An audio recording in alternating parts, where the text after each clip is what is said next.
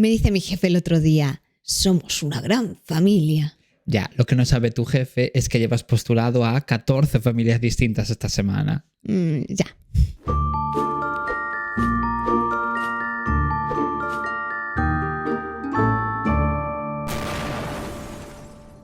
Muy buenas, yo soy Yayo. Yo soy Coral. Y estáis escuchando Sofá, Manta y Crimen, el podcast llevado por dos personas tan tontas que pensaban que los murciélagos se llamaban así porque eran de Murcia.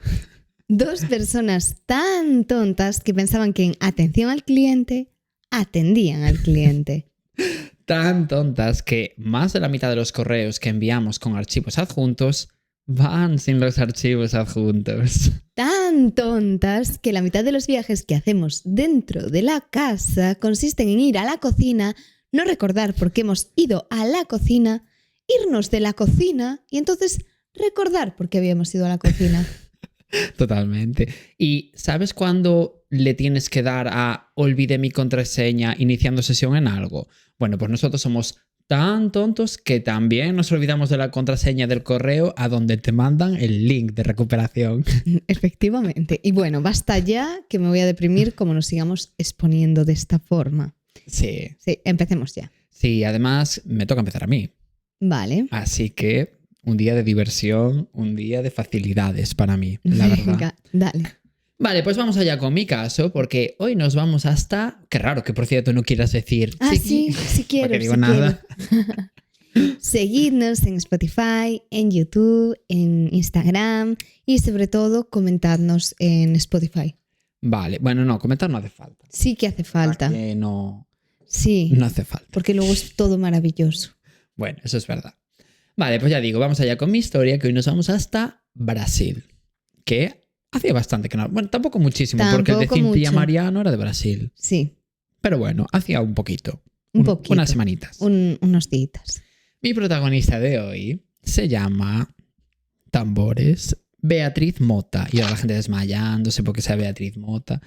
Yo no la conozco, nadie la conoce. A mí no me suena. No, pero da igual. Y ya os adelanto que es un caso, bueno, bastante duro. No tan fuerte como el de la semana pasada, gracias a Rihanna, pero no le anda tampoco demasiado lejos. Vale. Beatriz nació en el año 2008 en una ciudad absolutamente aleatoria que no nos interesa. ¿2008? 2008. Nació en 2008. Así que efectivamente vamos a hablar de un niño. Evidentemente, porque quiero decirte, aún a día de hoy tendría como maximísimo 17 años. Una niña. Una niña, perdón. Vale. Una niña pequeña, diminuta. Vale, sí. Tan pequeña. Qué pequeña es como cierta persona que tengo al lado. Bueno, el caso. Nació en una ciudad aleatoria de Brasil que se llama Juazeiro, en el estado de Pernambuco. Vale. Dentro de Brasil. Bueno, Beatriz nació en una familia aparentemente normal.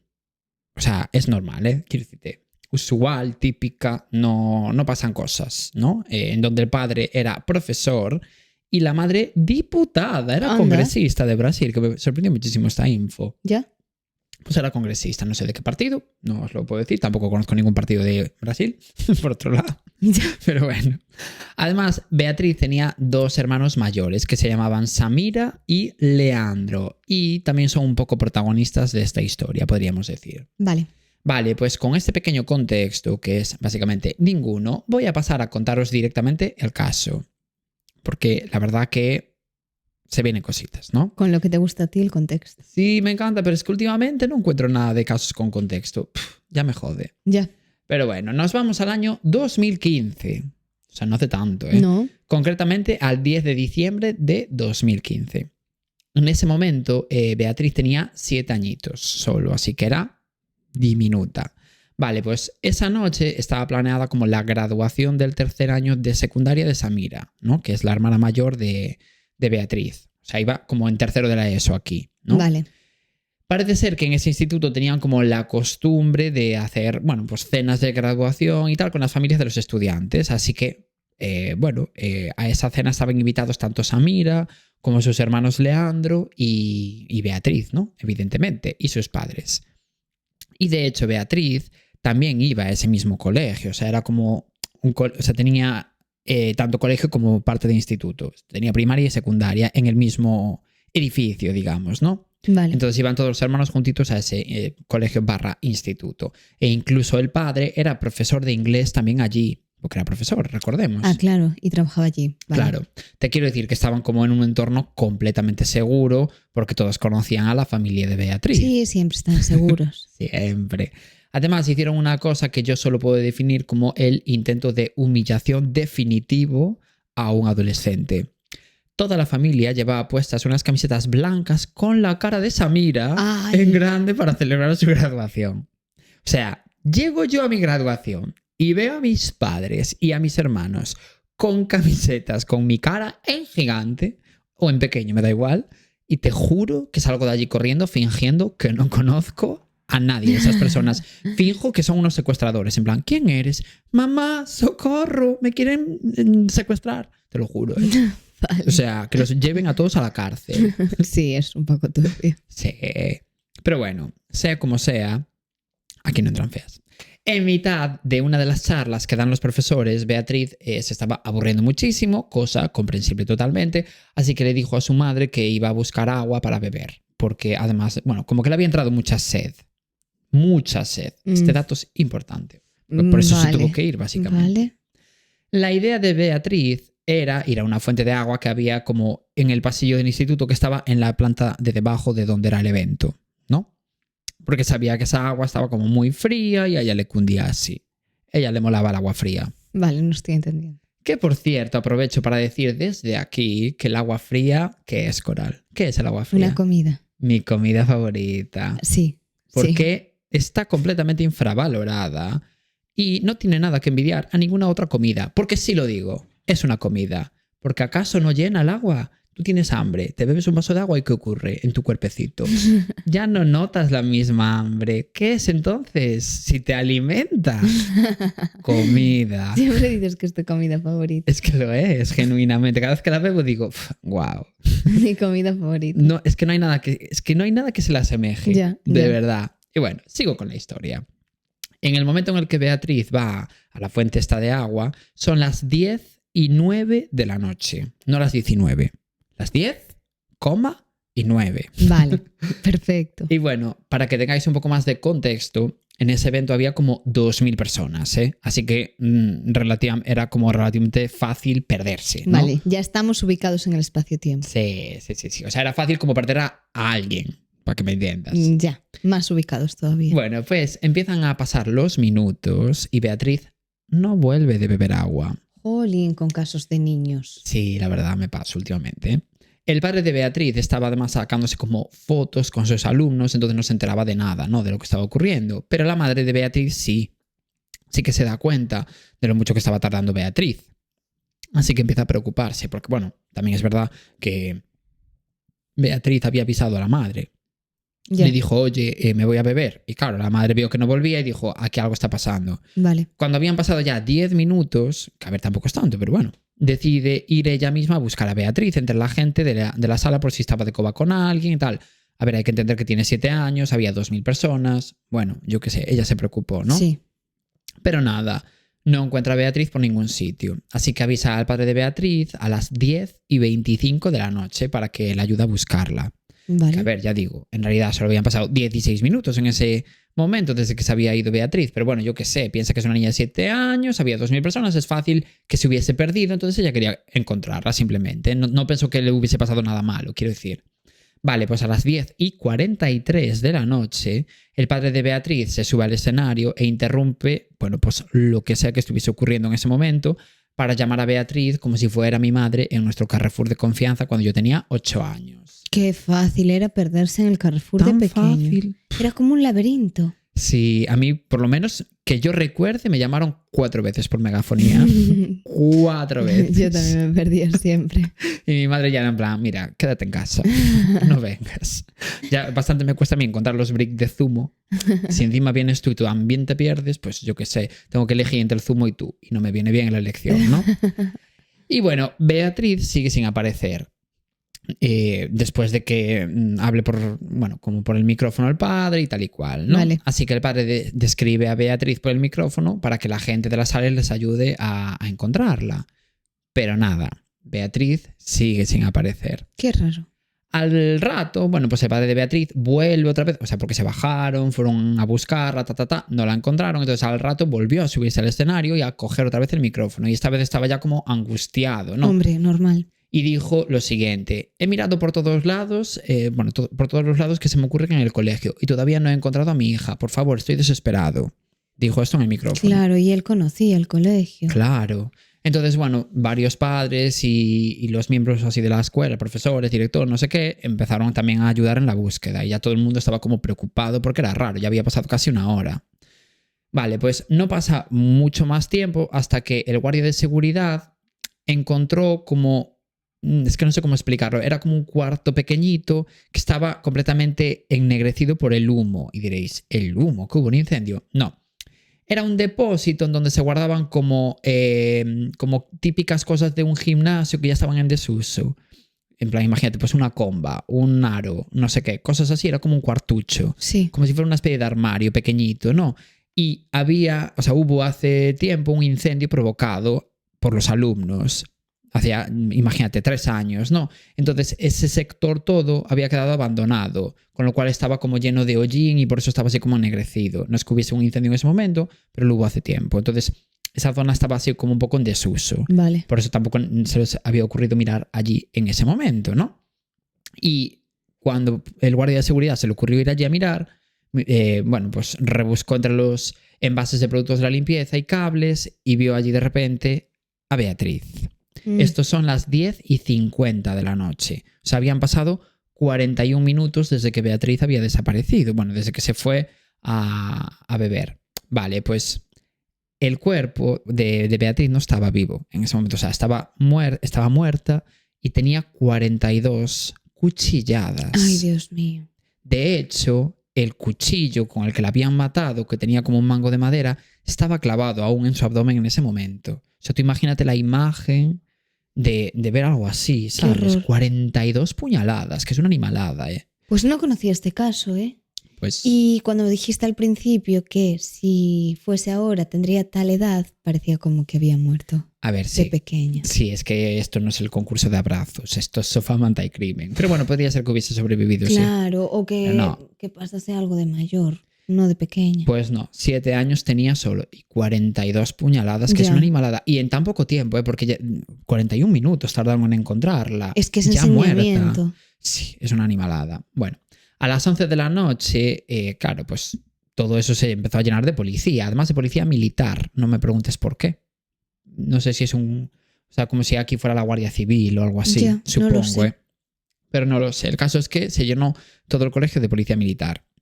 Y el cadáver de Beatriz fue trasladado para la ciudad más cercana, que era la de Juazeiro, en donde había nacido ella, para que le hicieran una autopsia. Y en esa autopsia se vio que el cuchillo este tan gigante que tenía clavado en el abdomen le había hecho heridas, evidentemente en el abdomen, y a mayores en los brazos y en las piernas. Como heridas muy, muy grandes. Que quiero decir que no se quedó solo en un apuñalamiento y ya. Es como que el tío se ensañó mucho, o la persona que lo hiciera, vaya.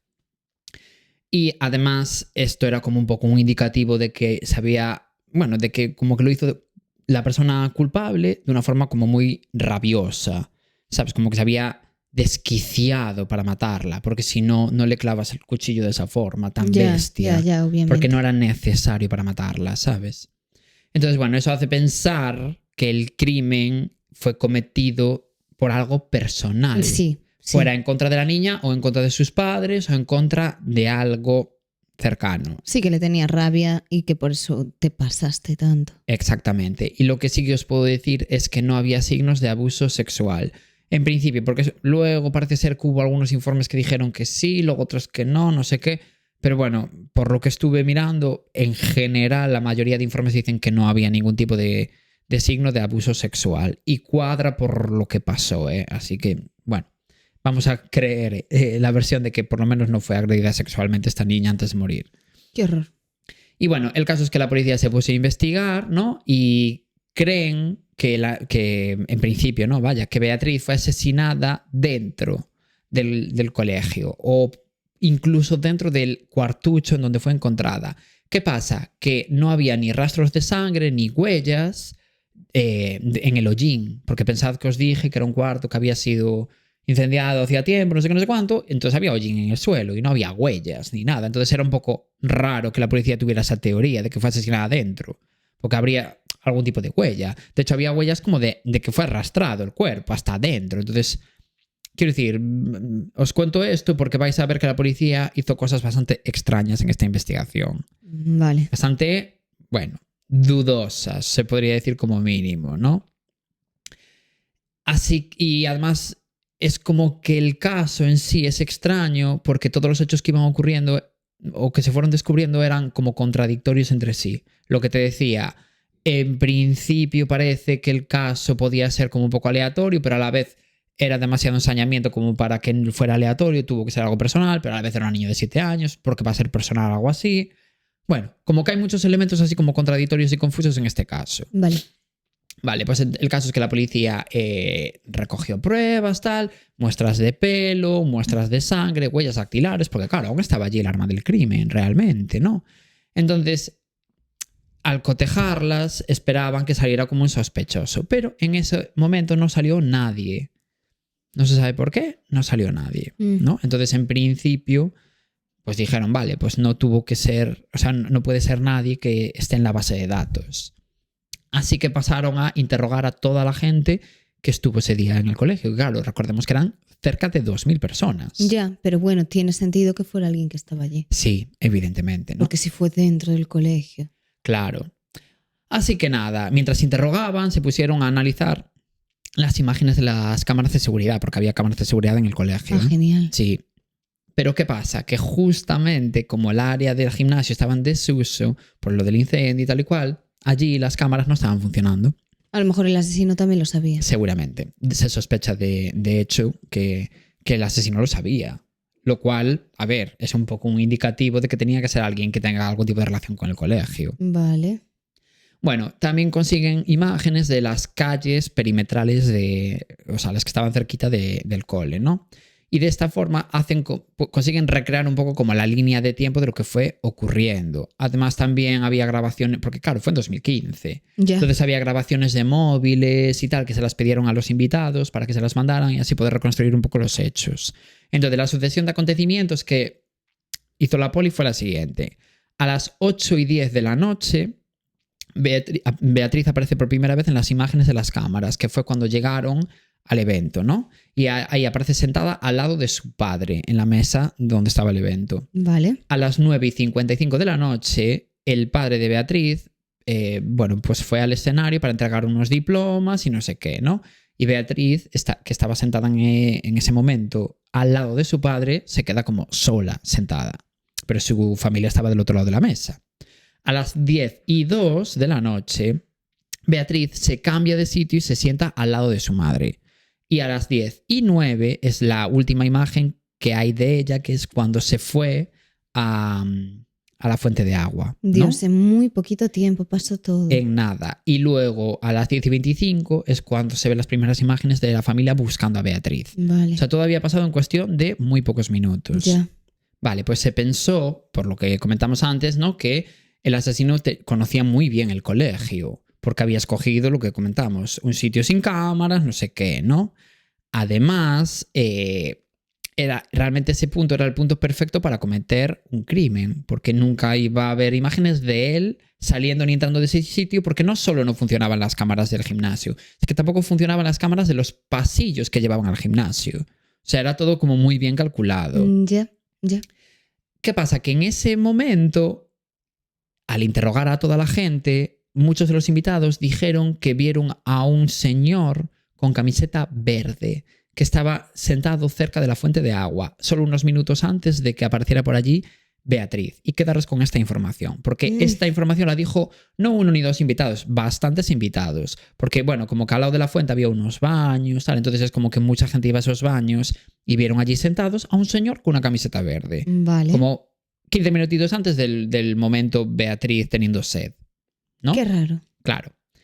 Entonces, bueno, a pesar de que mucha gente vio a este señor con la camiseta verde, nadie le vio hacer nada extraño. Simplemente, bueno, pues había un señor con camiseta verde, pero nada. Sí, pero esa es toda algo la info que había. sospechaban. Sí, algo sospechaban sin duda, ¿eh? Hombre.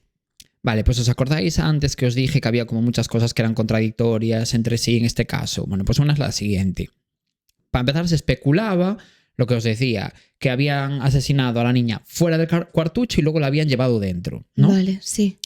¿Qué pasa? Que no había huellas dentro y lo más importante, todo había pasado en cuestión de 41 minutos, desde que Beatriz se levantó de la silla. Ya. Dio un tiempo en 41 minutos a que la niña llegara a la fuente, la secuestraran, le pegaran 41 puñaladas fuera del cuartucho y luego la metieran dentro del cuartucho y desaparecer del colegio Ya. en 41 minutos. Bueno, también dijiste que no se sabía si había sido dentro. Claro, pero esta era la teoría que manejaba la policía. En esos 41 minutos, o sea, si fue fuera, dio tiempo a todo eso. Ya. Entonces es raro. Entonces, por eso la policía pensaba que tuvieron que asesinarla dentro. Pero claro, no había ninguna huella de que hubiese ocurrido dentro, ni salpicaduras de sangre ni nada. Entonces también era raro. Entonces era como muy extraño, porque ¿qué nos creemos? ¿Que fue dentro a pesar de que no haya huellas o fuera a pesar de que no diera tiempo físico en 41 minutos hacer todo eso? Tuvo que ser dentro. O no, es que claro, no se sabe, es como muy contradictorio. Demasiadas cosas, ¿no? Vale. Entonces, bueno, la policía llegó a señalar a 5 empleados de la escuela, que 4 coincidía que eran hombres y 1 era una mujer, ¿no? Porque parece ser que habían presentado como cosas, habían dicho cosas extrañas en sus interrogatorios, como cosas contradictorias y tal. ¿Qué pasa? Que esto pudo haber sido perfectamente por los nervios, porque tampoco es que dijeran nada raro. Era, imagínate, pues yo llegué a las 8 y luego había imágenes a las 7:45 entrando por la puerta de ellos. Joder, pues igual se confundieron por 15 minutos. Sí, que te puedes equivocar y ya la policía tiene que sospechar un poco de cualquier cosa. Exactamente. Se agarraron un poco a un clavo ardiendo porque no había ninguna prueba de absolutamente nada. Vale. Entonces, bueno, como que acusaron a estas 5 personas un poco. No de forma oficial, pero sospechaban de estas 5 personas. A ver, ¿no? yo también entiendo que los investiguen.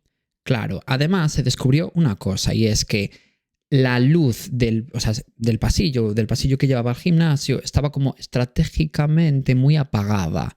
Esa en concreto, como que tenía algunas bombillas fundidas y era la única luz que tenía esas luces, esas bombillas fundidas. Y además, 15 días antes del asesinato, se habían reportado en el instituto como perdidas las llaves que llevaban a ese gimnasio. Las llaves de como todas las puertas de los pasillos que llevaban a ese gimnasio, las llaves de ese propio gimnasio, las llaves del cuartucho, solo 2 semanas antes del asesinato de Beatriz. Qué raro. Es muy raro. Pero todo tan medido, todo tan planificado. Claro, eso es lo que te iba a decir, que la policía decía, a ver, esto tuvo que ser premeditado. Qué casualidad que justo estuvieran fundidas las bombillas de ese pasillo, que desaparecieran las llaves de ese pasillo, del gimnasio, del cuartucho. Ya. Tenía que ser alguien que lo hubiese premeditado y que conociera muy bien el instituto, ¿no? Sí. ¿Qué pasa? Que la familia se empezó un poco como a desesperar, porque, vale, la policía tenía muchas teorías y pensaba muchas cositas, pero a la vez no avanzaba nada en la historia, en la investigación, ¿no? Ya. Entonces, en septiembre de 2016, la policía dio a conocer un vídeo en el que se veía a un señor con camiseta verde caminando alrededor del colegio a las 8:30 de la tarde. El sospechoso de verde. Exactamente. Muy bien. Vale. Así me gusta que te hayas acordado.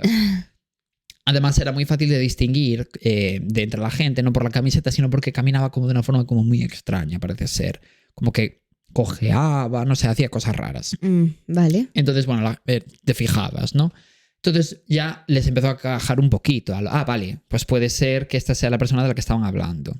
Bueno, pues 1 hora y 9 minutos después se vuelve a ver a esta persona, o sea, a las 9:39, se vuelve a ver al señor de la camiseta verde. Y en este caso parece que está por fuera del instituto, pero más cerca, hablando por teléfono con alguien, ¿no? Vale. Después cortó la llamada, o sea, colgó a quien fuera que le estuviera llamando en ese momento y sacó un cuchillo del bolsillo, hizo asomar más bien el mango del cuchillo. El cuchillo que casualmente luego apareció en la escena del crimen. Ay, y claro, se ve. No se llega a ver que sea el mismo cuchillo porque tenía como un mango de madera, pero el color es el mismo. A ver, y sospechan de ti. Se ve que tienes un cuchillo, parte de él. Claro, ¿qué pasa? Que las imágenes son como de muy mala calidad, entonces tampoco se puede llegar a distinguir la cara del señor. Ya. Como para decir, es Federico, ¿sabes? Lo que sea, ¿no? Entonces, este señor a las 9:45 hay imágenes de él en la puerta del instituto, como que va a entrar, ¿no? Y se mezcla con la gente. Justo a la hora a la que, todo el mundo, las 2.000 personas estaban entrando en el evento. Vale. Él se mezcla entre la gente y a partir de ahí ya no se le vuelve a ver en ninguna cámara más, con lo cual él tenía que saber en dónde estaban todas las cámaras, porque había bastantes en el colegio, ¿eh? Pero bueno, después se sabe... Qué raro. Claro, pero se sabe que la gente lo vio al lado de la fuente de agua. Así Ya. que todo cuadraba con que tenía que ser esta persona de camiseta verde. Sí, pero no entiendo qué relación tiene con el colegio. Bueno, ya verás. El caso es que no había ninguna imagen más de él, ¿no? Ni siquiera saliendo del colegio. Así que, oye, ¿qué pasa? Que se teletransportó esta persona porque Es había raro. imágenes de él entrando, pero no imágenes de él saliendo. Y la movida es que la única puerta que estaba abierta del instituto era la de la entrada. De hecho, había allí como guardias de seguridad en esa puerta precisamente porque era la única por la que se podía acceder o salir. Entonces, a ver, tuvo que salir por otro lado, evidentemente. Sí, desde luego. Porque eso se teletransportó, ¿no? Ujú. Entonces, bueno, con esta info toda, la policía llegó a un punto muerto y dijeron, bueno, vamos a enviar las imágenes de las cámaras al FBI de Estados Unidos. Vale. Porque ellos tenían una mejor tecnología para poder ampliar las imágenes y sacar sin pixelar la cara del señor para ver si así la podían meter en la base de datos. Vale, ¿no? vale, importante. Y este dato os va a encantar. En julio de 2018, la policía acusó a un empleado del colegio, uno aleatorio, de borrar las imágenes de alguna de las cámaras de seguridad. Y dirás, qué cabrón. No. Luego se supo que fue la policía los que habían borrado esas imágenes sin querer. Ay. Y habían acusado a otra persona de hacerlo. O sea, Para que no se les cayera el pelo. No. Pensaban genuinamente que había sido otra persona y luego, fuimos nosotros. Y tuvieron que pedirle disculpas al pobre señor. O sea, pero para que veáis el trabajo que hizo la policía, que fue bastante raro. Desastroso. Sí. Hubo muchas críticas al trabajo que hizo la policía en este caso, de verdad. Y bueno, en octubre de 2019, ante la falta de resultados, los padres iniciaron una investigación privada, paralela. Dijeron, mira, hasta aquí, de verdad. Hombre, normal que te canses, sí. Y hasta ese momento tenían como pruebas el ADN del cuchillo y huellas dactilares que habían obtenido también en ese propio cuchillo. Pero claro, faltaba alguien con quien comparar ese ADN. Vale, pues ya habían empezado el año 2022, o sea, ya habían pasado un poquito de 7 años, cuando pasó otra cosa bastante cuestionable por parte de la policía. Y es Y es que llevaban en todos esos 7 años, solo habían cotejado 125 muestras de ADN. 125 muestras, de las 2.000. O sea, ya, que de 2000 aún te lleva un ratito. Aún te lleva un ratito. Pero bueno, 100 y pico. Jolín, pero a ver. Sí, te puedes apurar un poco. Sí. Que es un asesinato de una niña. Bueno, pues de repente apareció a la número 125 bueno, como que coincidió con alguna coincidencia, que no me salía, perdón. Una coincidencia. Con un tal Marcelo da Silva, que tenía 40 años. Pero bueno, a la muestra 125, ¿qué pasa si hubiese aparecido a la muestra 1999? Ya. Hostia, en 7 años, ¿en serio nos dio tiempo a hacerlo un poco más rápido? Sí. En plan, ¿qué tenían que pasar? 45 años para que cotejarais con las 2000. Ya digo, aún hubo suerte que salió a la 125. Vaya. Entonces fue un poco raro, ¿no? ¿Qué pasa? Que este señor en 2011, o sea, como que analizaron un poco sus antecedentes, y en 2011 ya había sido acusado de abuso de una menor de 12 años, que venía, en la información que yo busqué, venía una palabra rara para esto que acabo de decir. Pero tuve que buscar lo que significaba. Como era una palabra que significaba abusar de una menor de 12 años en concreto. Anda. Si tenía 13 ya no. Me pareció... Luego buscaré la palabra y si eso lo pongo en edición. Pero me pareció como extraña. Y bueno, el caso es que también había sido encarcelado por robo. Con lo cual no es que no encontraran en su momento coincidencias de ADN con la base de datos. Sí que las había, porque esto ocurrió en 2011. Claro. ¿Qué pasa? Que no las habían cotejado hasta 7 años después. Es fuerte. Es muy fuerte. Y el 10 de enero de 2022, Marcelo fue detenido. O, bueno, más bien fue confrontado por parte de la policía. Lo detuvieron, lo llevaron a comisaría y le dijeron, oye, que sepas que tenemos estas muestras de ADN. ¿Qué pasa? Y dirás, ¿pero dónde estaba este chiquito en este momento? Pues ¿sabes dónde estaba, Coral? En la cárcel. En la cárcel. resulta que en 2016 ya había cometido otro delito y por eso estaba en la puta cárcel. ¿En serio tenéis una persona en la cárcel desde el año 2016? Lo de Beatriz ocurrió en 2015. ¿Y no se os ocurre cotejar las huellas de ADN con alguien que esté ahora mismo encarcelado? De verdad, es que es como una sucesión de acontecimientos por parte de la policía que no tiene ningún tipo de sentido. Hombre, sí, lo tenían bastante fácil. Y además, primero vas a quien ha cometido algún tipo de delito, lógicamente. Sí. De hecho, quien tiene antecedentes, es normal. Claro, y de hecho el jefe de policía científica reconoció que habían hecho una muy mala investigación por tardar tantísimos años en llegar a algo que tendría que haberse tardado días. Que Pues, es el, pues tenemos esta coincidencia de ADN y se habría resuelto el caso ya en 2015. Ya. Y de hecho fue como que fue despedido, digamos, porque era un cargo político. Entonces, bueno, pues como que la familia presionó con manifestaciones y tal para que despidieran a ese jefe y pusieron a otra persona, y desde que cambió de jefe fue cuando avanzó un poco como la investigación y se encontraron como estas coincidencias de ADN. Y claro, la duda, ¿cuál fue la motivación para cometer este crimen? Porque vale, se sabe que fue el tal Marcelo y tal y cual. Bueno, pues el propio Marcelo dijo que esa noche estaba sin dinero para volver a su casa y que había pensado en robar una moto, pero que por unas cosas o por otras acabó entrando al colegio, como para robar dinero porque sabía que había ese evento. Ah, no tenía relación con el cole. Pero espera. Y que alguien lo vio borracho y entonces lo echó. Y que él se encabronó y volvió a entrar en plan como por joder. Y entonces, como tenía sed, fue a la fuente, vio a la niña y que en ese momento, bueno, cuando vio a Beatriz dijo, pues la voy a matar. Y la niña se acercó a él porque le vio como en el bulto del cuchillo como en el bolsillo. Y le dijo, ¿qué tienes ahí? ¿Es un cuchillo? Y el asesino le dijo, súper enfadado, cállate la boca. Y entonces, claro, la niña le volvió a preguntar si era un cuchillo y entonces él agarró a la niña, la metió en el cuartucho y le dijo, quédate aquí calladita, que ya me estoy yendo. ¿Pero qué pasó? Que ella se puso a gritar. Entonces él cogió, se puso nervioso y la mató. Pero claro, 42 puñaladas y toda la info que os conté hasta ahora de en ese cuarto en concreto que estaba en una zona que ya no iba nadie del colegio, los pasillos que no tenían cámaras, lo de que 2 semanas antes desaparecieran las llaves. Todo eso es un poco como contradictorio para creernos esta versión que dio Marcelo. Ya, yo no me lo creo mucho. Es que incluso se piensa que tuvo ayuda para hacerlo, porque además piensa que Beatriz era hija de una diputada política. Entonces también puede ser que se sospecha, porque era como de un partido que no estaba gobernando en ese momento, entonces se sospecha que puede ser que fuera como un atentado político de alguna forma.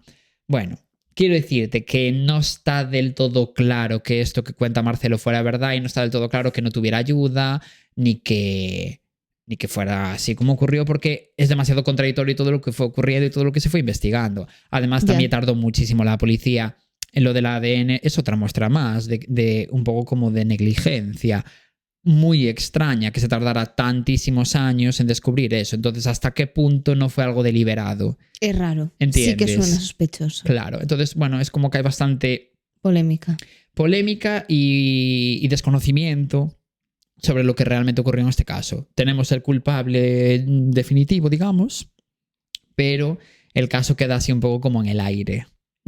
Porque puede ser que haya más culpables. Porque nunca se sabrá, bueno, ojalá sí, pero no creo que se llegue a saber la motivación concreta de esto. No, y yo no me creo la versión que dio él. No, es rara. Es muy rara. Muy rara porque, a ver, no has matado en tu vida y matas por esa tontería. Claro. Y le va a la niña a decir que tiene un cuchillo. Y 42 puñaladas le das a la niña. Sí. Que ya digo, estabas como rabioso, es raro. Sí. Pero bueno, hasta aquí mi caso. ¿Qué te pareció? Fuerte. Es muy fuerte. No lo conocía, además. No, es que yo creo que no es demasiado conocido, ¿eh? No. Bueno, pues ahora voy con mi caso. Que este es un caso con una infancia de las de siempre, de estos casos. Terrible. Una infancia terrible, típico en este podcast. Bueno, pues John Edward Robinson nació el 27 de diciembre de 1943 en Illinois. Vale, o sea, disparitos. Sí. Es una fecha difícil para nacer realmente porque es justo después de que todos los regalos de Navidad le hayan llegado a todo el mundo. Ya. Cuando tú te tienes que quedar sin ninguno. Te vas a quedar sin ninguno. Sí. Pero bueno, la verdad es que el verdadero problema de esta persona no fue su cumpleaños, sino la familia en la que le tocó crecer. Y nacer un poco también, que eso no le viene bien a nadie. Sí. Y desde fuera parecía una familia común, pero dentro de esa casa la cosa era bastante más oscura. El padre tenía serios problemas con el alcohol y aunque estaba físicamente presente, era como si no existiera. No hablaba, no educaba, no protegía a sus hijos, simplemente estaba ahí como un mueble, pero de los feos, no Ya. de los de Ikea. Y la madre, bueno, pues la madre era estricta hasta el extremo, violenta incluso. Dios. Pegaba a sus hijos para enseñarles a comportarse. Aunque con su hijo John, que era el más pequeño, era todavía más cruel. Ay, Dios, pobre. Porque a John lo golpeaba varias veces por semana, lo dejaba inconsciente, lo amenazaba de muerte y después de esto aún era peor, porque lo que pasó fue que murió uno de sus hermanos. Entonces al morir este hermano, como que hizo que la situación empeorase todavía más, como si la violencia encontrara en su madre la única vía de escape. Ya. Sí que fuera como la forma de afrontar ella el duelo. Claro, como ya era violenta, pues como que aún se volvió todavía más violenta. Pobre. Como que supongo que... Pobre niño. Pobre niño, Claro, no ella. Ella Pero que se digo, joda. como si tenía algún tipo de sentimiento, ahí ya dejó de tenerlo. Y claro, realmente no nos sorprende que John con ese entorno se volviera cada vez más desafiante, más rebelde, porque terminó teniendo tantos problemas de conducta en el colegio que lo expulsaron y no volvió, abandonó los estudios sin llegar a terminarlos. Pero antes de que eso pasara, vivió uno de los momentos más brillantes y extraños de su vida, que era súper feliz, porque cuando tenía 13 años viajó a Londres con su grupo de los Eagle Scouts y actuó nada menos que ante la reina Isabel II. Sí, ese mismo chico que en casa apenas podía hablar sin miedo, acabó saludando a la monarquía británica. ¡Guau! Cosas de la vida. Tan raro como tú, siendo la persona más vergonzosa del mundo y haciéndote un podcast. Sí, la verdad que me pasé un poquito. Bueno, fue todo culpa tuya, por otro Sí. lado. Bueno, pues después de ese viaje volvió con una idea que sorprendió a todos. Quiso ser sacerdote y ingresó en un seminario en Chicago para formarse. Pero esta vocación le duró poco y al cabo de un año lo expulsaron por Insubordinación. insubordinación. Muy bien. Jolín.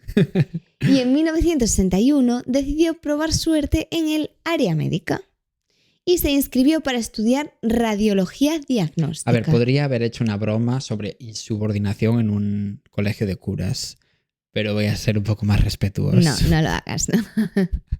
Y bueno, el caso es que aquí, estudiando radiología, aguantó 2 años, pero lo dejó otra vez.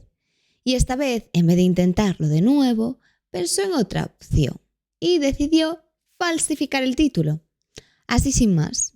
Que a favor estamos nosotros de falsificar cosas. No, Yayo, no. Ya, no, porque yo nunca lo hice. No vuelvas a contar tu historia de los No, niños. porque no quiero ir a la cárcel. Bueno, el caso es que con su nuevo diploma falsito bajo el brazo, se mudó a Kansas City. Y allí conoció a Nancy Jo Lynch, con quien se casó. Y tuvieron 4 hijos y en apariencia llevaban una vida perfectamente normal. Bueno, Sí, porque John tenía trabajo, familia, una casa y todo parecía en orden. Pero lo que su mujer y sus hijos no sabían ni se imaginaban era que John estaba trabajando en un hospital usando la identidad de otra persona. Claro, por eso quería el título falso. Sí, directamente robó la identidad de un compañero para poder ejercer. estoy flipo, Entonces, ¿eh? pues bueno, ahí estaba. ¿Y sabemos de qué profesión? De radiología. Ah, vale, era radio. O sea, se inventó que era radiólogo. Claro. Y además, durante ese tiempo malversó más de $30,000 y en 1969 lo arrestaron y lo condenaron a 3 años de cárcel. Malversó. Sí. Pero no se reformó en la cárcel. Y entre este año y 1982, John fue acumulando un historial delictivo digno de una novela. Pues violaciones de la libertad condicional, fraudes, falsificación de documentos, cheques, desfalcos, estafas a clientes a través de empresas fantasma. Una joyita. Que era el chiquito de Atrápame si puedes. Sí, un poco así. Era como si cada vez que saliese de la cárcel se le ocurriese una nueva estafa. Qué peliculón, ¿eh? Sí, ya. Pero si John tenía algo, era imaginación para estafar. ¿Sabes? Perdón, es que me acabo de acordar. ¿Sabes que yo la primera vez que vi esa película con mi novio, la vimos, la terminamos, pasaron 6 meses, imagínate, la volvimos a ver con él porque yo le dije, ¡buah, hay un peliculón que te va a encantar, no sé qué, no sé cuánto! La volvimos a ver porque él en teoría no la había visto y en el último minuto, literalmente cuando se desveló el final de la película, me dijo, pero yo esta película ya la había visto contigo hace 6 meses. Me podría pasar perfectamente. Y yo, wow, y tardas 2 horas y media en decírmelo.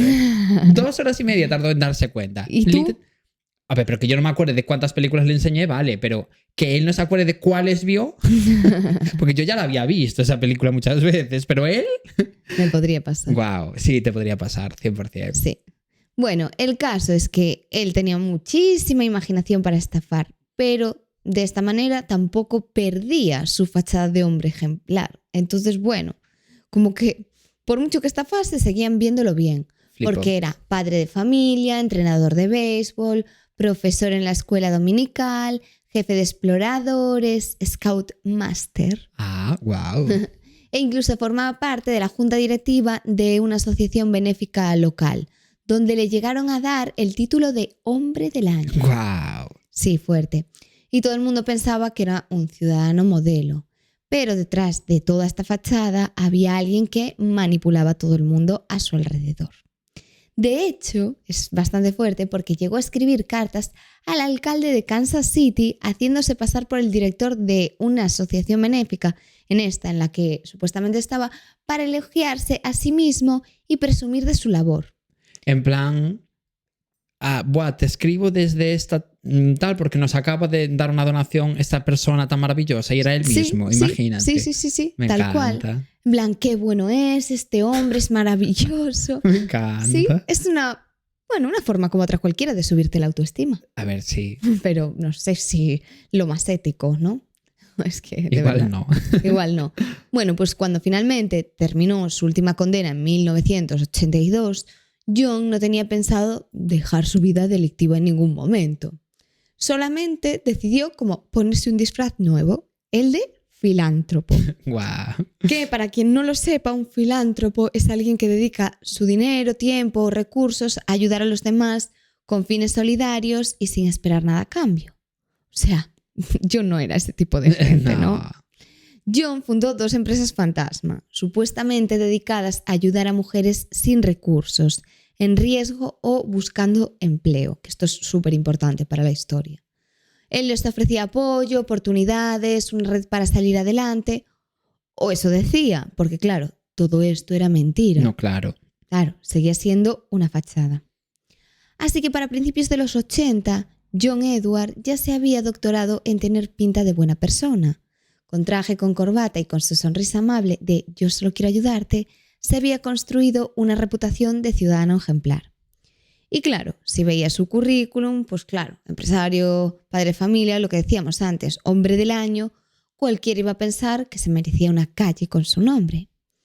Pero John tenía un plan nuevo y todavía más retorcido. Y esta vez no se trataba de falsificar cheques o robar identidades. No, ahora iba por algo mucho más turbio. Su especialidad iba a ser aparecer como un salvador justo cuando las cosas parecían no poder ir peor para algunas mujeres. Especialmente el perfil de mujer en el que se suele fijar este tipo de chusma, que ya lo tenemos visto en algún otro capítulo. Pues las mujeres vulnerables, obviamente, porque claro, te puedes aprovechar. Y ahí pues les podía ofrecer una salida. Pues les decía que tenía una oferta de trabajo, un apartamento para ellas, una guardería para sus hijos o un nuevo comienzo, una nueva vida. Ya. Y al final él las convencía para que firmasen varias hojas en blanco. Las convencía con su labia y les decía, no, tranquilas, son papeles administrativos, unos formularios para dejar constancia de que has sido ayudada por una empresa seria y profesional. Y claro, ellas firmaban. Porque venían de situaciones muy duras y porque John tenía ese don de parecer confiable. Era como si Papá Noel se hubiera reciclado empresario de Kansas, ¿sabes? Ya, pero no cuela. No, pero claro, a ver, yo entiendo que te están ofreciendo esto y dices, a ver, me da miedo, pero tengo que arriesgar. Hombre, claro, te agarras a un clavo ardiendo, joder, y si Sí. estás en una situación así, es que cualquier mínima persona que te quiera ayudar... Y es muy fácil juzgarlo desde fuera, en plan, ¿por qué firmas documentos en blanco? Ya, pero era eso o quedarte tiradísima en la calle, a lo mejor, ¿sabes? Ya. Entonces dices, bueno, vale, no me puedo fiar, pero ¿qué es lo peor que me puede pasar? Que me engañe, ya no tengo nada.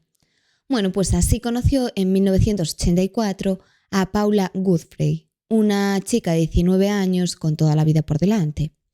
Y ella quería trabajar, salir de casa y ganar su propio dinero, lo que viene siendo ser adulta y pagar impuestos. Que por otra parte, lo que nadie quiere es ser adulta y pagar impuestos. Ya. Es que cómo de engañados hemos sido los que pensábamos que ser adulto era poder comer helado todos los días, helado para cenar. Y luego dices esto comiendo helado para cenar mientras lloras por ser adulto. Y por lo que va a suponer ese helado en tu cuerpo en breves instantes. Sí, y tú lo sabes, pero ya Te da igual. estás tan destruido que el helado es lo único que te consuela. Sí, Y solo lloras mientras Viva comes el facturas helado. y lloras y lloras. sí. Sí. Y viva llorar. Y me iba a llorar. Bueno, el caso es que John le ofreció una de esas oportunidades que suenan demasiado buenas para ser verdad. Nunca jamás te fíes de ese tipo de oportunidades. Y este es el claro ejemplo, porque poco después de aceptar la oferta, Paula desapareció, misteriosamente. Sus padres, como era de esperar, entraron en pánico y fueron a la policía. Y para sorpresa de nadie, la policía, evidentemente, interrogó a John. Y él puso su mejor cara de «yo solo quiero colaborar». Y dijo, atención, Paula, sí, la entrevisté, pero luego no supe más. Habrá decidido irse, como lo hacen los jóvenes hoy en día que se aburren de todo. Que no quieren trabajar.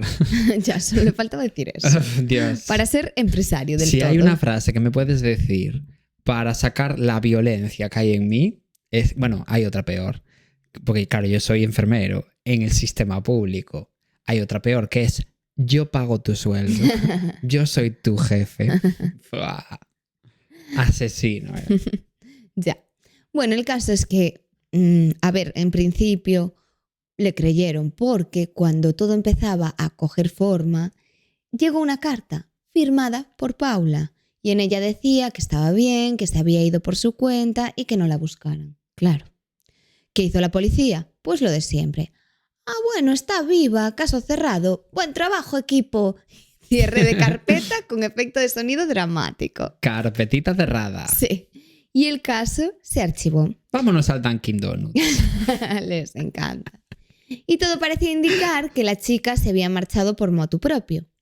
Pero lo que nadie pensó en ese momento era, 1, Paula no sabía escribir tan formal.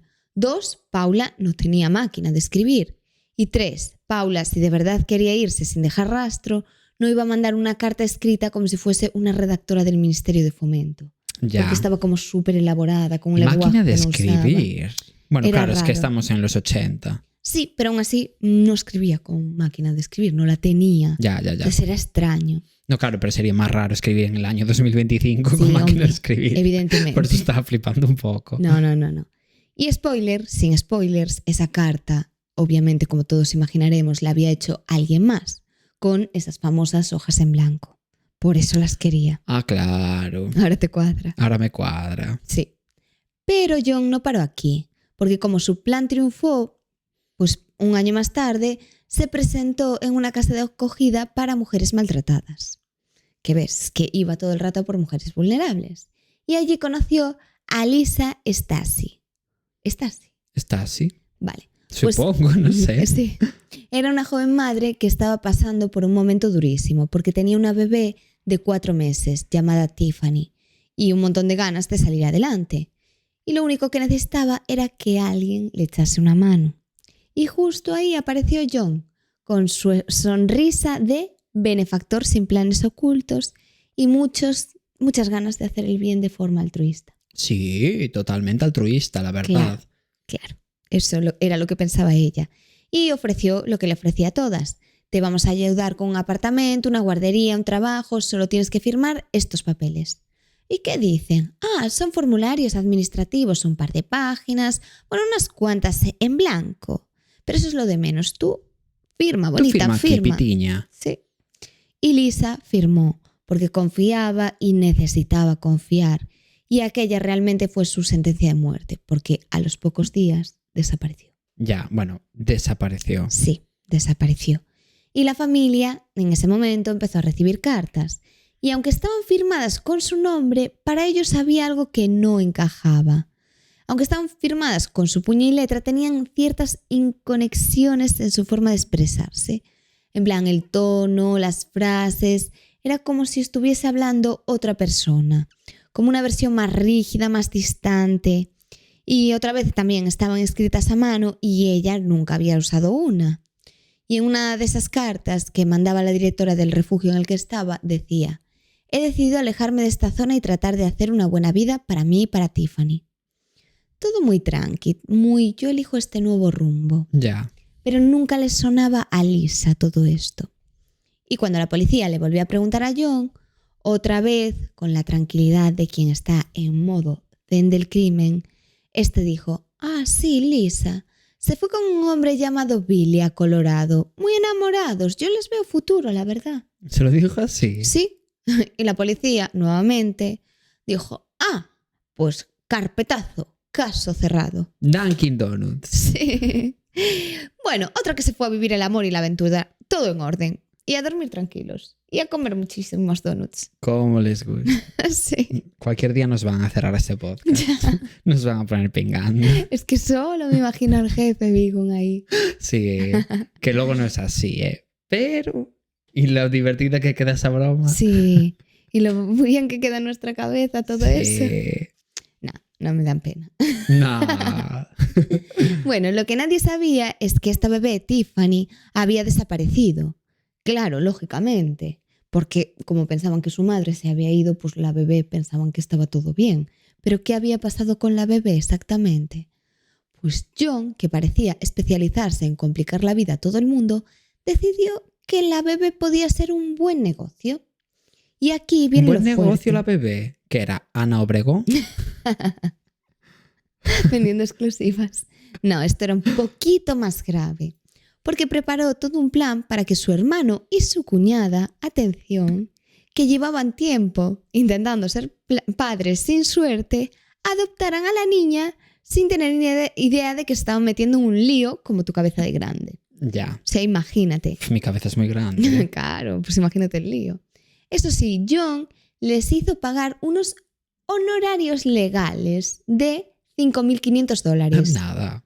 Sí. O sea, más barato que una entrada para un concierto de Bad Bunny, pero con menos garantías. Sí, eso es verdad. Sí. Bueno, pues aquí es donde la justicia le metió un poco de mano y a John le cayeron 6 preciosos años de cárcel. Aunque, spoiler, no fue por desapariciones, sino por fraude, estafas y demás trapicheos. Y uno pensaría que la cárcel podría ser el punto de inflexión para este hombre. No, pues para él por supuesto que no. Ya. Era evidente. Pero que lo de la bebé es fuerte. Es muy fuerte. En plan, coges y venga, pues el negocio del año. La vendo a mi familia, a mi hermano. Es muy fuerte. Bueno, pues dentro de este pequeño hotel de mala muerte llamado cárcel, cuando estaba aquí, John conoció a alguien, a Beverly, la bibliotecaria de la cárcel.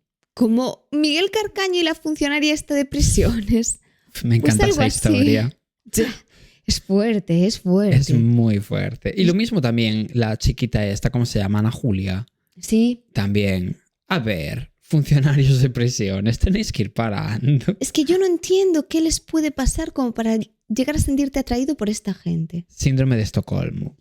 Bueno, no, como inverso. Es que no lo entiendo. Es fuerte. Sí, habría que ver ahí. Porque ni siquiera es gente atractiva. No es Luigi Mangia. Bueno, pero Luigi... Que yo bajada de braga si fuera funcionario de prisión. Luigi es un asesino, pero se puede entender. Pero en el caso de estas dos personas, a ver, habéis hecho algo muy grave.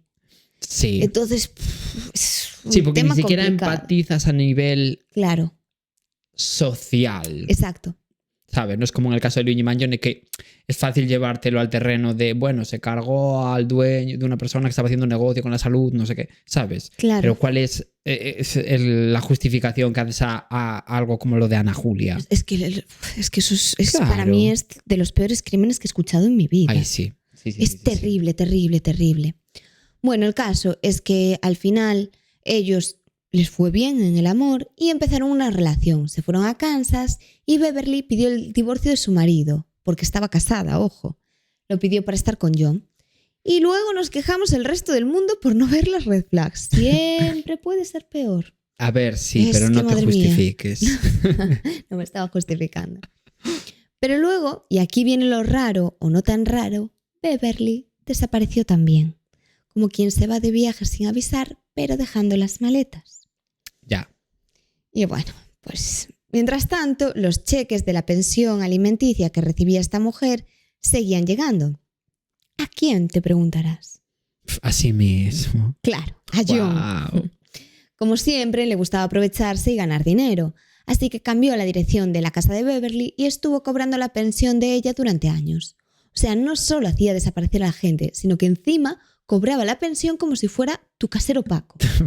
Es que fuerte esto. Y aquí avanzamos un poco en el tiempo y nos ponemos en situación. Llegan los años 90 y con ellos Internet. La gente descubre el Metroflog, el Fotolog, los zumbidos en Messenger, el Chatterra. Todo lo que es innecesario en este mundo, menos el Fotolog, que era perfecto. Todo es necesario. A mí los zumbidos, bufe, que desaparecieran y que los entierren debajo de la tierra. Bueno, el caso es que todo esto suena entre divertido y misterioso. Pero él decidió modernizarse y modernizar su modus operandi. John. Sí.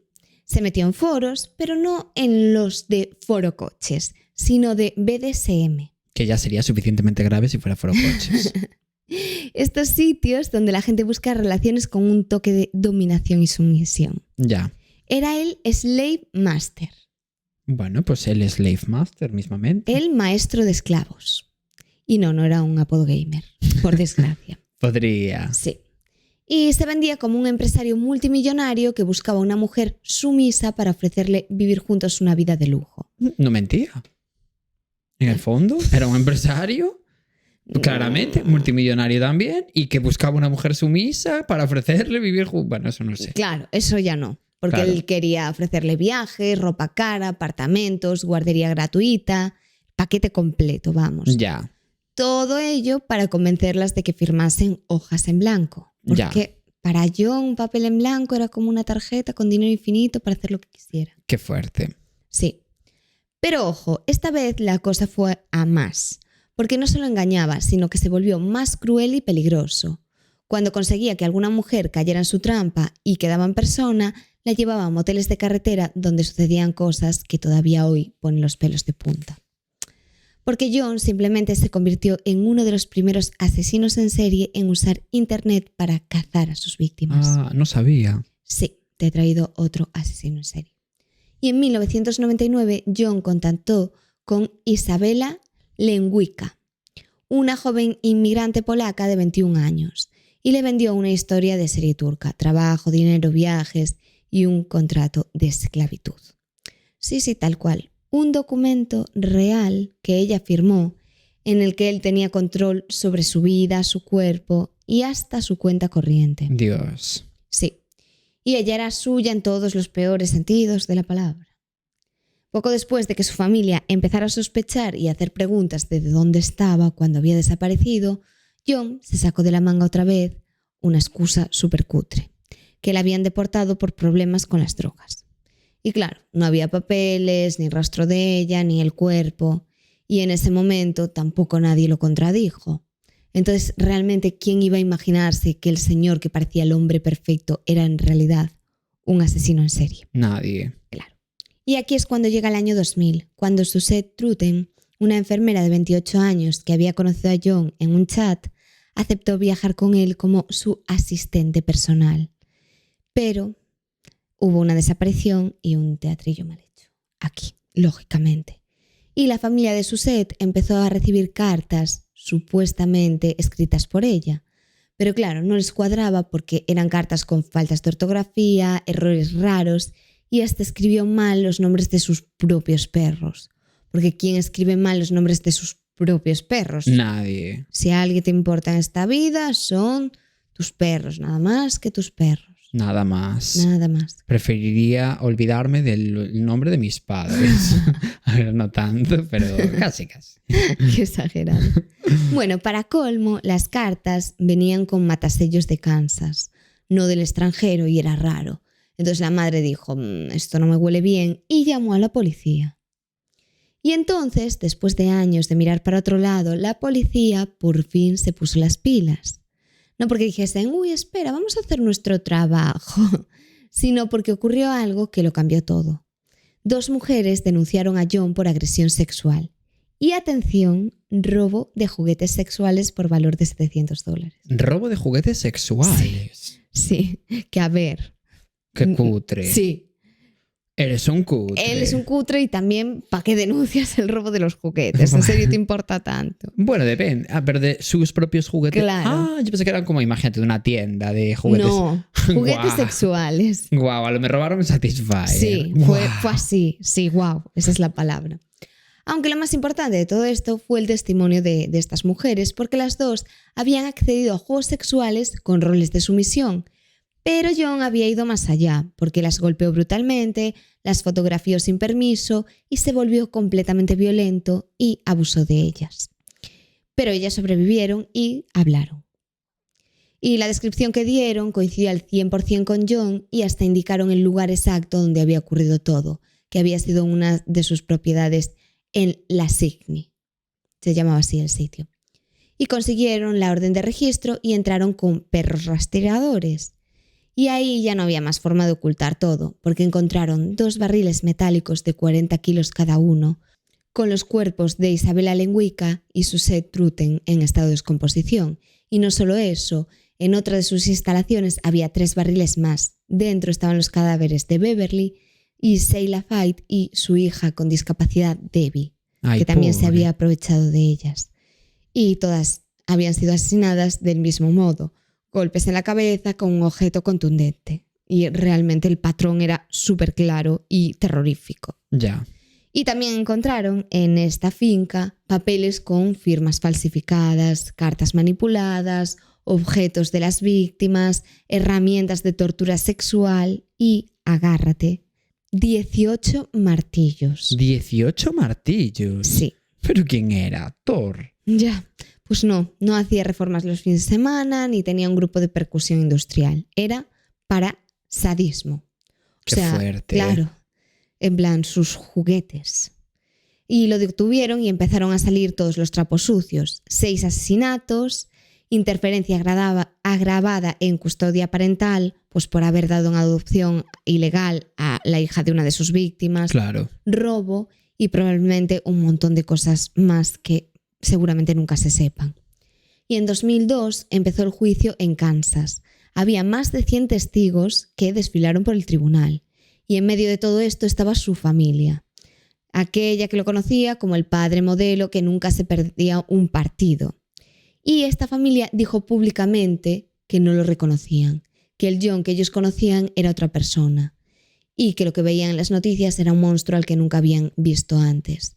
Y a ver, puede que dijesen la verdad, porque John tenía una doble vida tan currada que podría haber dado clases sobre cómo parecer normal mientras escondes cadáveres en barriles. ¡Qué fuerte! Es que es muy fuerte, porque nadie sospechaba de absolutamente nada. Y el jurado lo declaró culpable de todo y lo condenaron a pena de muerte por los asesinatos de estas chicas, a cadena perpetua, de Truten y de Lenguica. Y cadena de perpetua por el de Lisa, que ocurrió antes de que en Kansas reinstaurara la pena de muerte. No sabía como que la habían quitado y luego he vuelto a poner. Sí, creo que sí. Y de 5 a 20 años por interferir en la custodia de la hija de, la niña esta que había hecho desaparecer y luego entregó en adopción ilegal. Y 7 meses por el robo, que después de todo lo anterior hasta parece de broma, ¿sabes? Ya. En plan, vale. Y John Edward Robinson ahora mismo está en el corredor de la muerte de la prisión de máxima seguridad de El Dorado, esperando convertirse en el primer ejecutado por inyección letal en Kansas. Pero mientras tanto, como que realmente no se ha cerrado el caso, porque en 2006 apareció otro cuerpo en otro barril y hay sospechas de que podrían quedar más barriles y más cuerpos y más historias horribles que no han salido a la luz. De hecho, un detective del caso dijo una frase que lo resume un poco todo. Dijo exactamente: probablemente hay otros barriles esperando a ser abiertos, otros cuerpos esperando ser encontrados. Y con este caso hemos aprendido que no todo lo que brilla en Internet es oro, porque a veces esa persona encantadora que parece tener la vida resuelta, pues es mejor dejarla en visto. Porque porque detrás puede esconderse alguien que no quiere ayudarte a encontrar trabajo, sino pues acabar tu propia tumba. Sí, como literal. en este caso. Sí. Y ahí está, ahora mismo está en el corredor de la muerte y no creo que muera en plan que lo asesinen, que simplemente pues morirá de mayor, porque hoy por hoy pasas muchísimos años en el corredor de la muerte y sueles morir por causas naturales. Sí, más aún como en este caso que cabe la sospecha de que hay muchas más personas muertas. Entonces Sí. ya solo sea, mientras quepa la duda razonable de si pueden usar su testimonio para encontrar a nuevas víctimas, no creo que se metan a la pena de muerte. No, y normalmente al final, ya digo, suele ser por causas naturales la muerte. Ya. Y nada, hasta aquí el caso tan horrible de hoy, que espero no contar la próxima más. semana, hasta dentro de muchos casos de asesinos en serie que no lo soporto. Pues llevas 2 seguidos. Ya, por eso. Y tienes un podcast de crímenes. Ya. Pero algo que acabe bien. Es que hay muy poco. Ya, yo busco, te juro. Yo que también busco. los busco. Para el show en directo los buscamos a propósito. Y aún así, lo que contamos seguía siendo horrible. Ya, a ver, bueno, esperemos que haya historias que acaben bien. Sí, aunque bueno, en tu caso, dentro de lo horrible era lo menos horrible. Bueno, a ver. Hombre, era una chica que sobrevivía a... Dices Claro, en en el show directo, sí, vale. sí. No, hoy no. Bueno, pues nada, hasta el lunes que viene. Hasta el lunes que viene, chao. Chao.